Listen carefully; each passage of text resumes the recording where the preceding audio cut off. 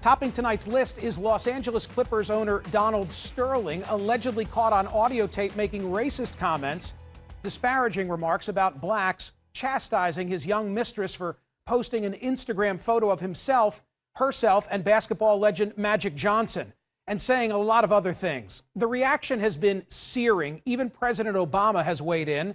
But I'm not talking only about Don Sterling. There's news that Russian President Vladimir Putin may be rich, really rich, as in super rich. On the front page of Sunday's New York Times, a report about the rumors, speculation, theories, maybe even some guesses that Putin may control assets worth $40 to $70 billion. Assets so extensive that, if true, he would be the richest world leader in history. Why should people care? Well, two reasons, actually. Many Russians believe their country is controlled by a political and financial elite that critics accuse of stealing the country's wealth for itself, the so-called oligarchs who move money out of the country and buy apartments in cities like New York for tens of millions of dollars. Sitting atop that elite, Vladimir Putin. But ordinary Russians need to know that the credit rating of their country's sluggish economy has been cut to just above junk status by Standard & Poor's.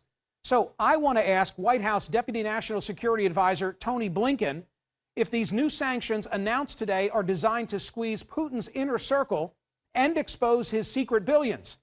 How much does the U.S. really know about Putin's rumored wealth? And are these latest sanctions, which are the result of the continued threats to Ukraine's sovereignty, really designed to hit him and his cronies in their own wallets?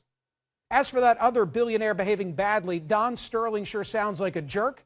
I think we can all put that one to bed. But does his being a jerk mean that he should be kicked out of the NBA and forced to sell the Clippers, a team that he's owned for more than 3 decades, for things that he may have said that he thought were private? That is, do we have a right to be stupid and ignorant and racist in our own private life without repercussions? I have a great lineup of guests as we look at this story from numerous angles, including talk show host Larry King, who's not only a basketball fan, but knows Don Sterling very well. So let's get started.